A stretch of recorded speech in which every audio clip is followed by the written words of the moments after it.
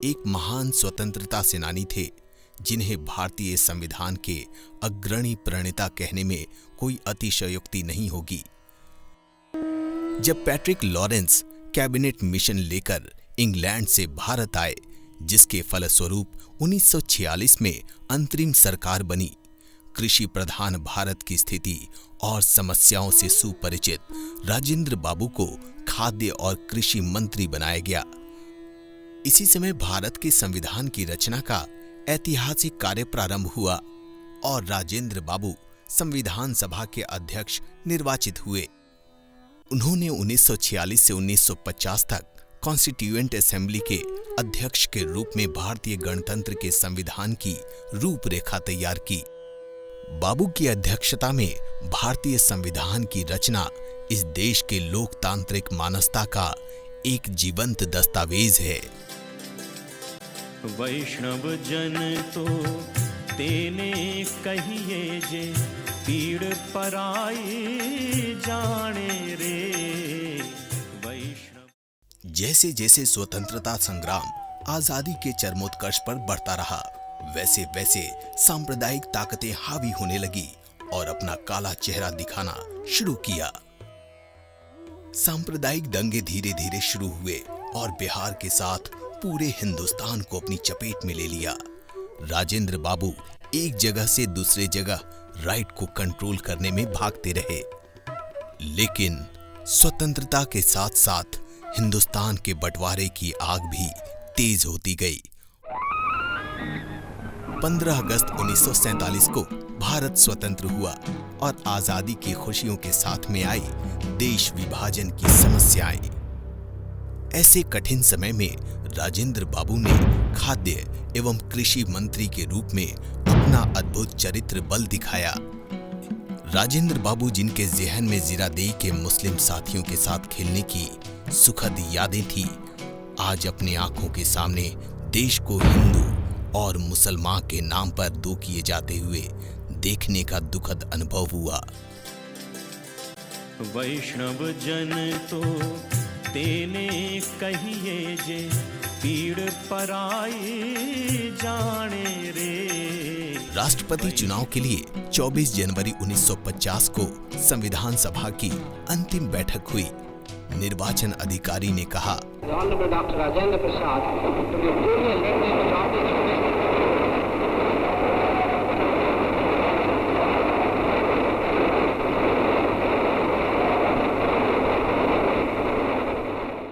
आजादी के 2.5 साल बाद 26 जनवरी 1950 को राजेंद्र बाबू स्वतंत्र भारत के प्रथम राष्ट्रपति चुने गए। वैष्णव जन तो तेने कहिए जे, पीड़ पराई जाने रे। वैष्णव जन तो। ईश्वर की शपथ लेता हूँ, ईश्वर की शपथ लेता हूँ कि मैं श्रद्धापूर्वक भारत के राष्ट्रपति पद का कार्यपालन करूंगा। आजाद भारत के एक नए युग का द्वार खुला। पूरा देश अब एक गणराज्य बना। भारतीय जनमानस अपने राष्ट्रपति को पूर्ण सहयोग देने के लिए उमड़ आए। वायसराय महल, जो अब तक साम्राज्यवादी शक्ति का प्रतीक था, वही अब भारतीय प्रजातंत्र के प्रथम नागरिक का निवास स्थान बना। राष्ट्रपति भवन में सर्वथा एक नए युग का प्रारंभ हुआ। जहां अंग्रेजी सभ्यता का जीवन था, वहां अब भारतीय संस्कृति ने अपना सहज प्रवेश पाया।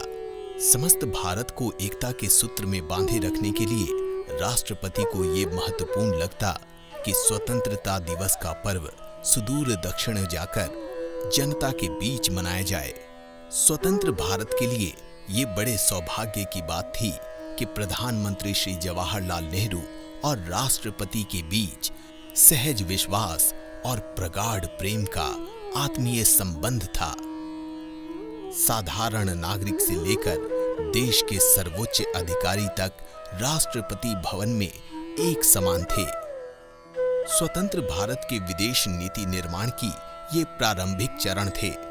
बाबू की सरलता और विनम्रता आने वाले मेहमानों पर अपनी अमिट छाप छोड़ जाते।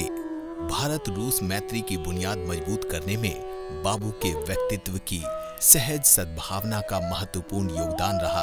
बाबू को रूस ने अपनी हार्दिक प्रेम में अनेक तरह से सम्मानित किया।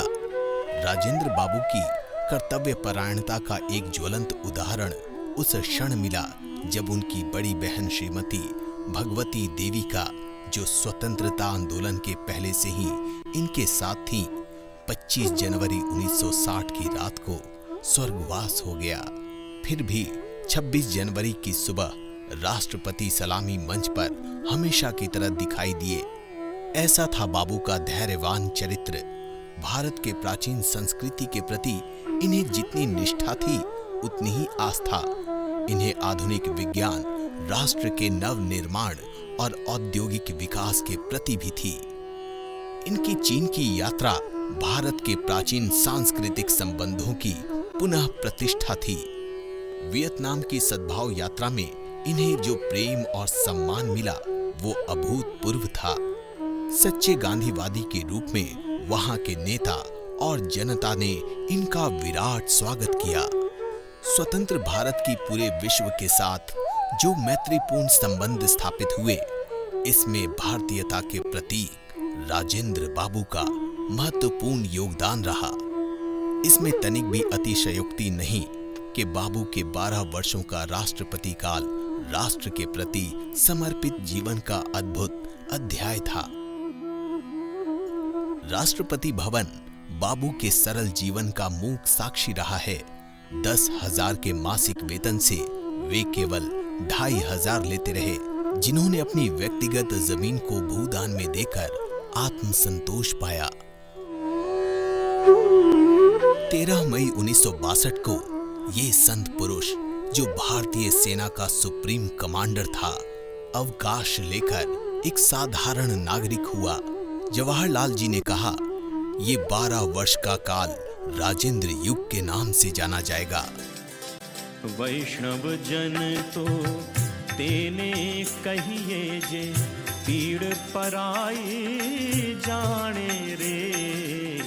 वैष्णव जहां से सार्वजनिक जीवन का प्रारंभ हुआ था, वहीं राजेंद्र बाबू का वास हुआ। आज भी सदाकत आश्रम गवाह है इनके फकीरी जीवन का। यही स्वतंत्र भारत का प्रथम राष्ट्रपति एक साधारण मनुष्य की तरह रहा। वो मनुष्य जो कर्म फल की इच्छा बिना कर्मरत रहता है।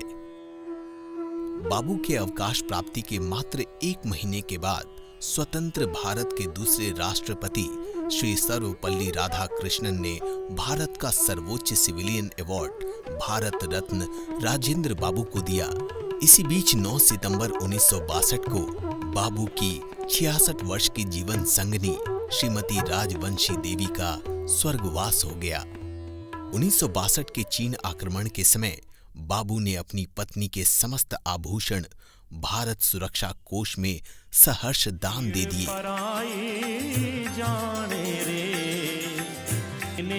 कहिए जे पीड़ पराई जाने रे। बाद में लोकनायक जयप्रकाश नारायण ने कुछ चंदा इकट्ठा कर एक छोटा सा घर बिहार विद्यापीठ के आम के बागीचे के एक कोने में देश रत्न डॉक्टर राजेंद्र प्रसाद के लिए बनवाया, जहां बाबू अपनी अंतिम सांस तक रहे। पर दुखे उपकार करे तोए मन अभिमान ना आने। भारत माँ ने अपने प्रथम नागरिक के रूप में हजारों संभावनाओं को सच्चाई के चरमोत्कर्ष तक पहुंचाने की असीम शक्ति देखी। पर दुखे उपकार करे तोए, पर दुखे उपकार करे तोए मन अभिमान ना आने रे। वैष्णव जन तो तेने कहिए जे पीड़ पराई जाने रे।